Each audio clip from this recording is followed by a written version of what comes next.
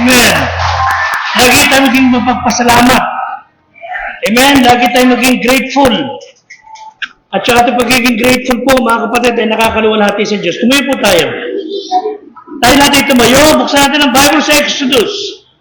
Exodus chapter 14.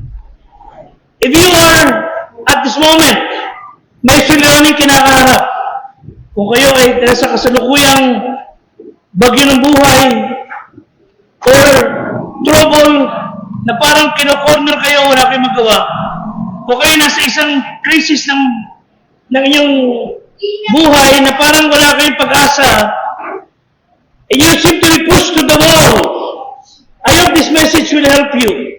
Ano gagawin nyo kung kayo wala na magawa? What would you do when you cannot do anything? When you're back against the wall, para kayong isinalya sa pader, wala kayong makitang pupuntahan, wala na kayong pupunta sa likod sapagkat you are on your end of the road. And then you are pushed to the wall, and then magkabila, may problema. What will you do when you cannot do anything? And then you cannot do any more for you. Exodus 14 verse 14 hanggang 15. Basahin po natin ang 14 hanggang 15 ng malakas. Amen? Begin.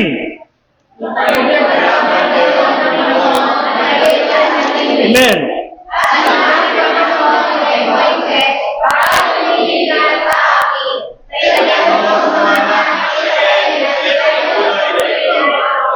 Okay, wait. Pwede bang basa na sa English ang kaparting yan? Tinan niyo po sa Tagalog. Sa English. Okay, begin. And the Lord said unto Moses, wherefore criest thou unto me, speak unto the children of Israel that they go forward. Okay, ito na mensahe. If you cannot do anything, wala na kayo magagawa, only one thing you can do, go forward. Don't go backward. Huwag kayo atras. Hindi panahon ng pag-atras ang anumang siliranin. Yan ang panahon ng pagsulong. Pagpala ng Panginoon ng kanyang salita, magsipo tayo. Ang biyaya ng Panginoong Diyos sa langit ay sumaatin sa pangalan ni Kristo ang ating Diyos at tagapagligtas. Back against the wall. Wala ka na magagawa tulad ng mga Israelita. Nalagay na kayo sa sulok ng buhay. Walang pag-asa, nowhere to turn to. Umusog man kayo, dead end. Wala na kayo pupuntahan, wala na susut ang gubat. Ano gagawin nyo? Moses did. He was at that point. Moses was a great man. He was a great leader. He was a model. Tulad sa ating panahon, magandang halimbawa itong si Moses. this passage, kasama niya ang bayan ng Diyos from slavery to freedom. Lahat halos more or less 2 million. They were marching toward the promised land after many years na pagiging alipin sa Egypt. Now it's Exodus time. Palabas na sila sa pagkalipin. Palabas na sila sa pambababoy, pagpapahirap, pagbubusabos ng mga kalaban. They are now free at last. Amen? Maraming tao sa ating panahon, tulad ng larawan nila, inalipin ang vision ng tagal na panahon, drugs, buhay, sugal, alak, maraming bagay. Pagod na pero sila makatakas, palagi silang nilalagay ng diablo sa kagipitan, balik at balik sa kalokohan. Then finally, sabi mo, Panginoon, tapos na ako, ayoko na, I'm fed up. Palayain mo ko, Panginoon. Then the Lord save you. The Lord got a hold of you. At kayo naging tunay na Kristiyano. Then you're now free. Amen? Salamat lang. Kung pwede nga na, pagkatapos natin maligtas, napunta na kagad tayo sa langit. Pero sasabihin ko sa inyo, hanggat buhay kayo, meron pang layunin ng Diyos para sa inyo. Hindi kayo kagad pinatay. Ako, noong May 25, 1983, hindi kagad ako inuwi ng Diyos sa langit dahil may plano siya. Kukunin pala niya akong maglingkod sa Kanya. The fact that you're still alive, kayo Kristiyano, kahit may problema, God has purpose for you. Salamat na lang talaga kung pwede ka na kagad pumunta sa langit. Pero ulitin natin mga kapatid, the same pagmumukha, the same pagkatao, the same everything about us, hindi kayo maging Kristiyano. Ano kaibahan? Ikaw pupunta sa langit ngayon, dati sa impyerno. But the same problem, the same pain, the same lahat ng pagsubok, aabutan niyo pa rin. Ang kaganda nito, dati nag-uuminom kayo, dati nagbibisyo kayo, dati nang babastos kayo sa Diyos, ngayon pag may suliranin kayo, tinatawagan niyo Diyos. At ang kaibahan ngayon, Kristiyano ka na, sa hindi ka pa Kristiyano, ngayon listen, ang kaibahan ngayon, Kristiyano ka na, pag namatay ka, pupunta ka sa langit.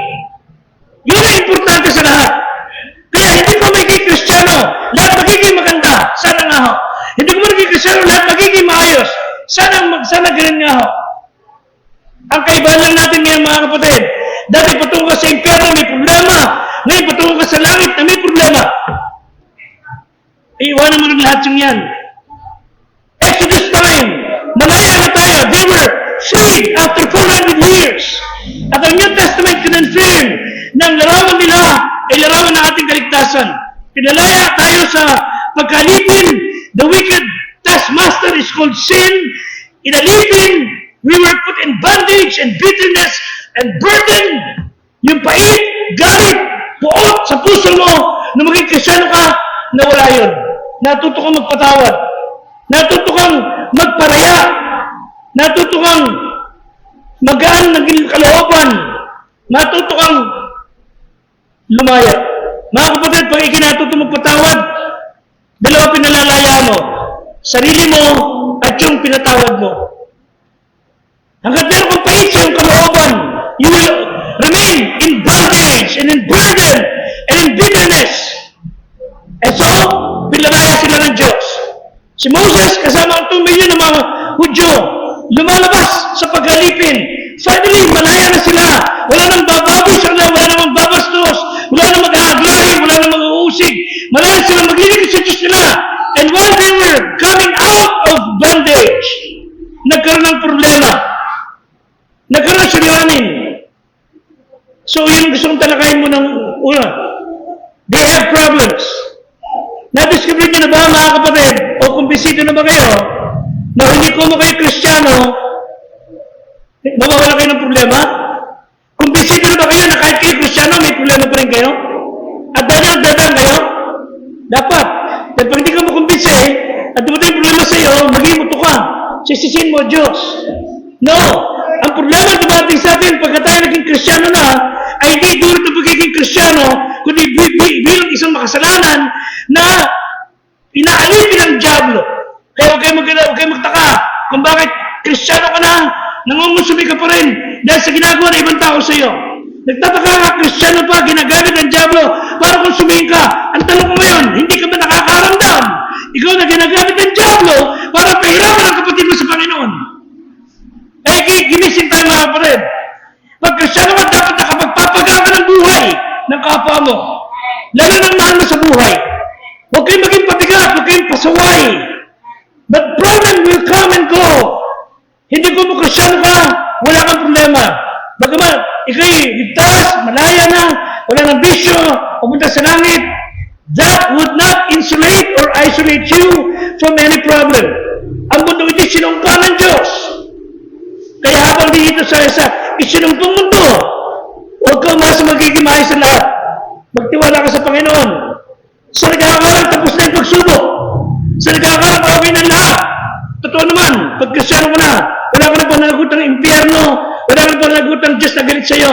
Sapagkat ikaw ay dating kaaway, anak ka na ng Diyos ngayon. Amen? Romans 5:8, while we were yet sinners, Christ died for us. Si Kristo namatay para sa atin. But still, struggles and difficulties, magpapatuloy yan.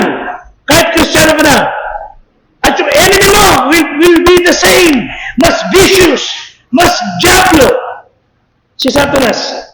Si Pharaoh ang naraman ng diablo dito. Ang buhay Kristyano mo ay laging aabalangin. Laging kukonsumihin. There will not be straight line. There will not be smooth journey. Lagi ang parang aeroplano na may turbulence. Hindi pinangako ng Diyos na smooth ang flight. Pero lagi safe ang landing. Dahil mga Kristyano, tulad nila, pinawaan sila ng Diyos from Egypt to freedom, papunta sa promised land. Yung 300 kilometers na diretso mula sa Egypt to the promised land is okay na sana. Ilan din ko lang, buwan ang paglalakbay. Pero minagaling ng Diyos na umikot sila ng daan. Galit na galit sila kay Moses. Galit na galit sila sa Panginoong Diyos. Bakit sila pinahirapan? Bakit sila nalakbay na malayo? Isa na diretso lang. May purpose mga kapatid na maraming bagay. May layunin kapag nangyayari maraming bagay sa ating buhay. Kaya huwag niyong kinukonsumi sarili niyo. Huwag niyong kinukonsumi ang kapwa ninyo. Pag may nangyayari sa atin na hindi niyo na-control, sabihin niyo, Panginoon, alam ko po, Romans 8:28. Lahat ng bagay nagaganap, nangyayari para sa ikabubuti ko. Huwag kayo magreklamo kagad. Sabihin niyo kagad, Panginoon, hindi yung bakit. Sabihin niyo kagad, Panginoon, ano ang matututunan ko rito? Basta mga kapatid. Begin. Nagkakalakit-lakit na gumagawa sa ikabubuti. Amen. You love God? You love God? Ano masulihin meron ka? Sabi mo, Panginoong Diyos, bangkot man ako, mabigat man to, pero damahan kita para sa ikabubuti ko to. Para sa ikabubuti ko to. Hindi siya ikasasama ako. At alam ng Diyos how to handle every situation. Alam ng Diyos na dinadaanan mo ngayon. Yes. Alam niya kung anong meron ka ngayon. Alam niya kung anong consumption meron ka ngayon. At alam niya kung sino nangungonsumi sa iyo ngayon. Kayong kinukonsumi, sabi mo ng Panginoong Diyos, tulungan mo kung maunawaan to. Aba ang pasensya ko. Kayo nangungonsumi? Di ba nakukonsumi kapag nakikita ko to? Bahala ang Diyos eh. At pag ikay napahamak sa pangungonsumi sa akin, hindi ako tatawag. Ipapanahin ko sa Diyos na matuto kang magising sa katotohanan, hindi dapat ganyan ang ginagawa sa kapwa mo. There will be problems. Alam ba Diyos na nangyayari sa inyo? Alam niyo kung bakit sila pinaikot ng Diyos? Mga 2 weeks and months lang dapat maglalakbay sila ron. Pero minagaling ng Diyos sa sila mag-wander sa wilderness ng 40 years. Hey, 40 taon mga kapatid. Tayo 35 taon pa lang sa January 26. Sila 40 taon sila. Yung maliit, lumaki. Gusto nilang damit, lumaki kasama nila. Wala silang daong gamit. Pero ang Diyos naging mabuti. Provided for them food. Lilim sa araw. Liwanag sa gabi. And yet, they kept on complaining and complaining. Ano ba sila piniikot ng Diyos? Dahil pag dimaratso sila ng lakad, alam nyo, peche sila lahat doon. Pepatay sila ng mga kalaban. And then mga Philistines, brutal warriors. Gutom, uhaw sa dugo ng mga Hudyo. Kung sino pinadala ng Diyos, karne sila lahat. Patay kayong lahat. Walang panlaban. Mga panay, out of 400 years of slavery. Ano panlaban nyo sa mga higante? Ano panlaban nyo sa mga matigipay ang mga sandata? Ano dala nyo? sinelas, bulong na sapatos, nanlilimahit na mga gamit. Wala kayo naipunta. Bakit? Alipin kayo, tugtura ka Diyos. Kung ito kayo pinadala ng Diyos, sakit lang yan. Patay kayo lahat, wala kayong panlaban. Wala kayong kakayahan. Sanay lang kayo magbukas ng plato, magpaalipin, batok-batukan. Hindi kayo sanay sa digmaan. Kaya huwag kayo magreklamo, mga kapatid. Kung kayo medyo dumadaan sa pagsubok, tinuturo lang tayo ng Diyos maging matibay. At naghihanda sa mas mabigat na suliranin. Problems will come and go. Kristyano ka na, you're back against the wall. May suliranin palagi. Pangalawa, ano nangyari sa Exodus 14, 10 to 12? Tingin po sabi. Exodus 14, 10 to 12. So yung problema, ayan na, naku, talaga naman masumi sila. Natatakot sila. It became panic. Problem turns to panic. Basa, mga kapatid. At nang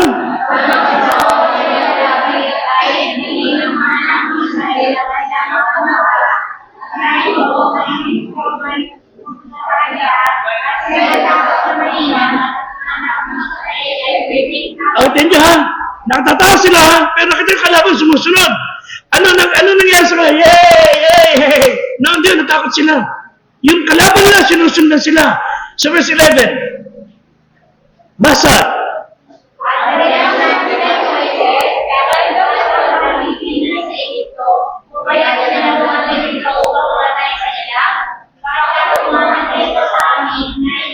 Alam nyo, sarap na magtawag sila sa Diyos, naghanap sila ng sisisihin. Bira ka talagang Moses. Bira ka talagang pinanok mo kami. Pwede ba? Papatayin din pala kami rito ng mga kalaban. Ito na lang kami mamatay doon. May libingan pa kami. Ba't dito kami mamamatay? Ba't dito kami lilibing? Wala naman libingan dito. Pahamak ka talaga, Moses. May mga ganang tao. Wala naiintindihan, kundi yung nakikita na nandun na kanya ilong. Hindi nakikita mas malaking larawan. Problem became panic. Ano sabi ng Diyos? 13. Sa 13. Basa, mga kapatid. Huwag kayo matakot. Tumigil kayo. Tinan niyo ang pagliligtas ng Diyos. Amen? You see, yung problema niyo nakikita ngayon, hindi niyo sila makikita. Bakit? Ako bahala dyan. Parang, you're my man. Ako bahala dyan. Huwag kayo mangusumi sa mga konsumisyon sa buhay. Hayaan mo sila mangusumi. May isang tao, sabi lagi ng problema. Pag di ba sa panahon, na ilang araw, kinausap siya ng kaibigan niya, okay ka na ba? Kung hindi ka na ng problema, hindi na. Hindi na ako ng mga problema kahit ano gawin ko. Ano ginawa mo? Kumuha ko ng mga problema para sa akin. Ano sabi niya? Paano yun? Kumuha ko ng tao na pag namamagplano ako, siya mamamagplano para sa akin. Ano ginawa? Mabuti pumayag. Susweldo ko siya ng malaki. Magkano? 50,000 naman. Ang laki na na. Ang gagawin niya, paproblemahin niya yung problema mo. Mangungusumi siya sa konsumisyon mo. Oo. Taka mo na ba? Nakatrabaho, isa kukuha ng pansweldo. Problema na niya yun. Kaya nga ko siya kinuha para problema siya eh. Yan ang payo ni Pedro. Mangusumi ka sa sarili mo. Bahala ka. Bahala ka buhay mo. Ang sabi na ni Mama, sabi ng Diyos, when you are panicking, when you are in problem, sabi ng Diyos, huwag ka matakot. Hey church, huwag ka matakot, sabi ng Bible. At tumigil kayo. Stop talking. Quit talking. Tumigil ka. At tingnan mo kung paano ililigtas ang Diyos. Yung konsumisyon mong yan, hindi mo na makikita yan. Ay mga kapatid, hindi po newscaster may sabi niyan. Hindi po sinilang taga-kanto. Ang may sabi niyan si Kristo. Ang may sabi niyan yung Diyos. Pag hindi nagtataranta, mangungusumi ka, nagpapanik ka, sabi niya, shh! Shh! Shh! Quiet! Ako bahala dyan. Kanina madaling araw, dumating inintay kong delivery, mali naman. Nangungusumi na ako. Sabi ng Diyos, shh! Tumigil ka. Sabi ko po, munti ko mapagbalingin yung nagdi-deliver. Alas 4:30 ng umaga, hanggang alas 5. Sabi ko, tapos may dala mo. Naiinis na kasi ako ng konti. Tinaas niya. O sige, baba mo na. Nakikita ko sa camera eh. So alam ko safe ka. Baka mamaya saksakin mo ako eh. Pero anyway, ang Diyos talaga mabuti. Sabi ng Diyos, when you're panicking, stop. Fear not.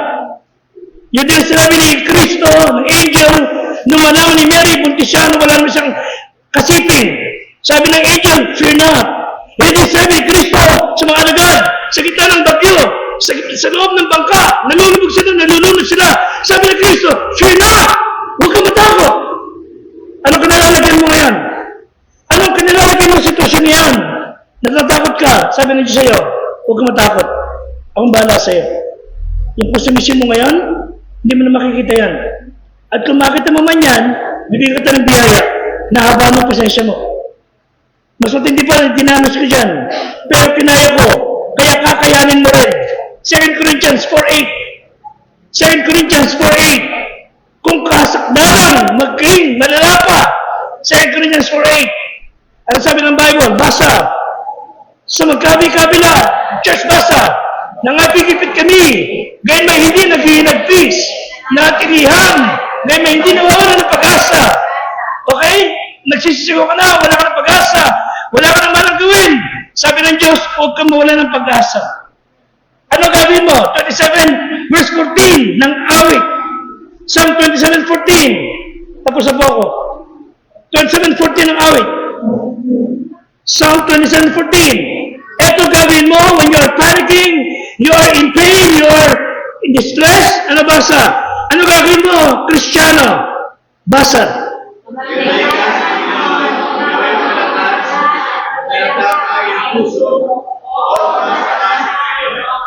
Okay, natataranta ka. Anong gagawin mo? Sabi ng Diyos, teka lang. Parakas ka. Magpakatapang ka. Umasa ka sa akin. Tiwalaan mo ko. Hindi ka napapabayaan. Sumasok ang Diyos sa panalangin. Pero sinasabi niya na mag-intay ka, huwag ka mag-alala, sumunod ka lang. Kung pinayagan ng Diyos, no, na gawin natin yung alam natin gawin, hindi niyo makikita ang kaya niyang gawin. Makapag kung papayagan ng Diyos, yung estilo natin na pailat yun, hindi niyo makikita ang kilos ng Diyos. Si Moses, napakabuting leader. Sinunod niya ang Panginoon na manatili, tumahimik, at nakita niya paano kumilos ng Diyos sa kanyang buhay.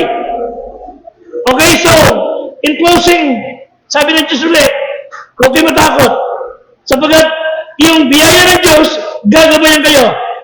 Exodus 14 ulit tayo. Ilang verses na lang. Exodus 14:19. Tingnan po sinabi ng Bible.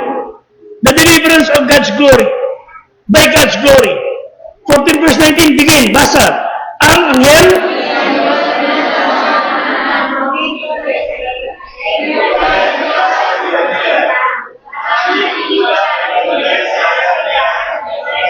sinusunod sila ang kalaban. Pero may ulap lumagay sa likod nila. Parang shield. Parang di sila nakita ng kalaban. Okay? Verse 20. Basa.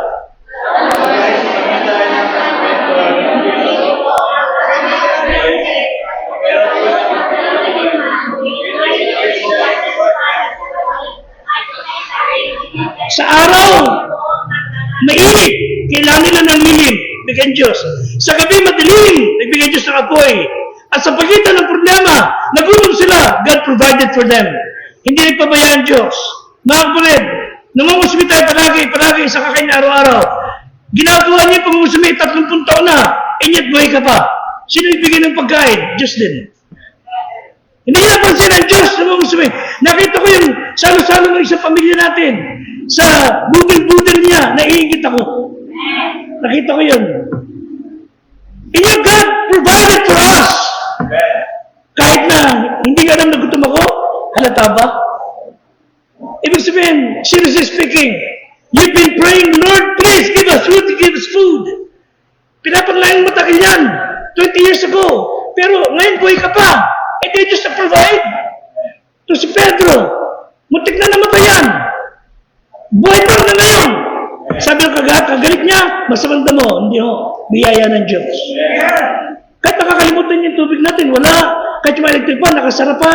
Mga bintuan, nakasara. Napalatawag yun. Pero buhay pa ito, buhay pa. As sabi ko mga friend, seriously, God won't leave you nor forsake you. Hindi po sabi, 73:23 ng awit. 73:23 ng Book of Psalms. Ano sabi ng Diyos sa iyo? Psalm 73:23. Guhitan niyo sa inyong Bible, basa.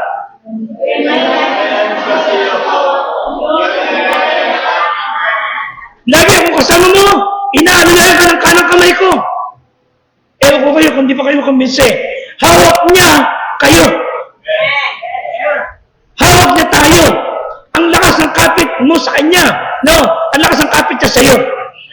Ang mga politiko, mga tao, kumakapit kung kani-kanino, mga kapatid, wala pa kayo doon. Ang mahalaga kung sino nakahawak sa akin. Diyos ang nakahawak sa akin. And ito na huli, not only deliverance, but the glory of God. Pangalawa, dividing of the waters. Verse 21, Exodus 14. Ito pinahis sa magandang bagay. Exodus 14, verse 21. Exodus 14:21. Ito, listen. Ang laki ng problema nila, magkabila, kalaban. Kalaban. Sa likod, kalaban. Sa harap, dagat.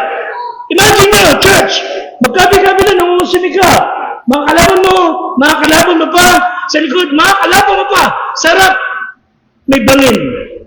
Isipin nyo, may dagat sa harapan nila. Basa.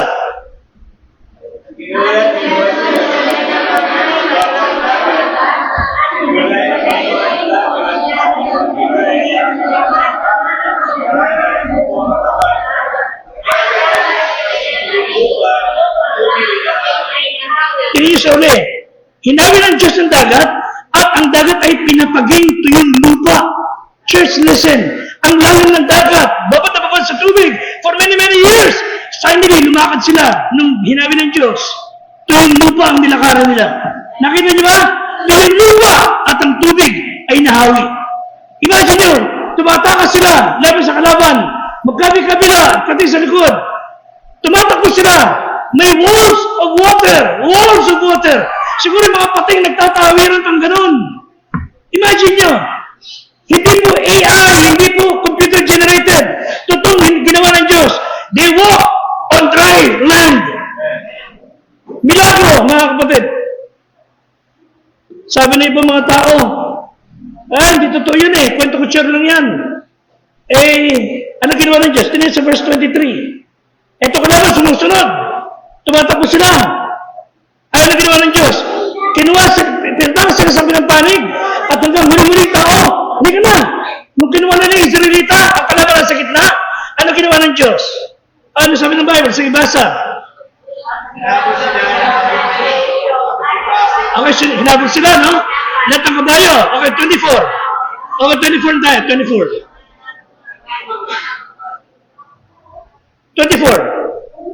Nangyari sa pagpamantay, kinabagahan, nasa ang Panginoon, etc. May halig ka po, ulap, sige, 25. Gusto ko makita yung sunod-sunod. Inansan ng gulong ng kanilang mga karo, etc. Ang Panginoon, pinapakipaglaban sila. 26. At sabi yung parang kay Moses, iunod mo kamay mo sa dagat. Upang ang tubig ay tumabon. Tinan nyo, nakatawid sa walang panig. Sabi ng Diyos ngayon, sabi ni Moses, Panginoon, ayun ang kalaban namin, ayun ang malapit na. Sabi ng Diyos, iunod mo kamay mo sa tubig. At ano nangyari? Tumabon sa mga Egyptyo, sa kanilang karo, at kanilang mga kabayo, yung dagat. Ito sa verse 27. Iniunat ni Moses sa kanyang kamay, at ang dagat ay nagsauli sa kanyang dating lakas, nang inumaga, ang Egyptyo na siya takas, na at nilagilin ng Panginoon mga Egypt sa gitna ng dagat. 28. At ang tubig ay nagsauli, tinakpan ng mga karo, kabayo, ang bumubuhay paraon. Ano sabi ng Bible sa uli? Church, basa. Walang natira kahit isa. Walang natira kahit isa. Nakikinig ba kayo? Yung konsumisyon nyo sa buhay, aalisin na Diyos sa inyong buhay. Hindi patatawarin na Diyos yan. Huwag na kayong maging dahilan na makahiganti. Sabi ng Diyos, walang natira kahit isa. Bakit binulot ng Diyos ang mga kalaban? Alam niyo bakit? Ito mga Egyptians na to, pinatay ang mga anak nila doon sa pag-alipin. Nilunod ang mga bata. Yung ginawa nila masama sa mga Israelita, siyang ginawa ng Diyos sa gante. Kaya kung kayo kinukonsumin ng mga tao ngayon, yung pinapahirap nila sa inyo, igagamitin ng Diyos para sila parusahan. Listen, pag kayo nakaipapabigat sa mga magulang niyo, mga anak ninyo, mag-ingat kayo dahil yung pabigat na ginagawa niyo, gagamitin ng Diyos sila sa inyo. You change or you will die. Ano gagawin mo, Kristiyano? Sabi ng Bible, ano may tanim mo, aanihin mo. Ang gagawin mo ng Kristiyano, Exodus 14, verse 15, tapos na ako. Exodus 14, 15. Ito na gagawin mo. 14 verse 15. Sa English na natin basahin dito. Basa.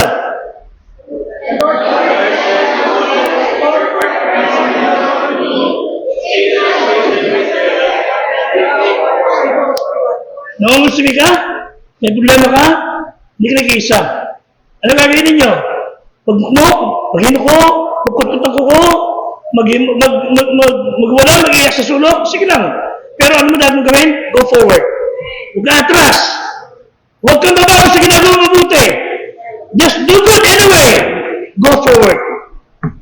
Okay, panoorin natin itong isang clip. Panoorin niyo lang muna ito, mga kapatid.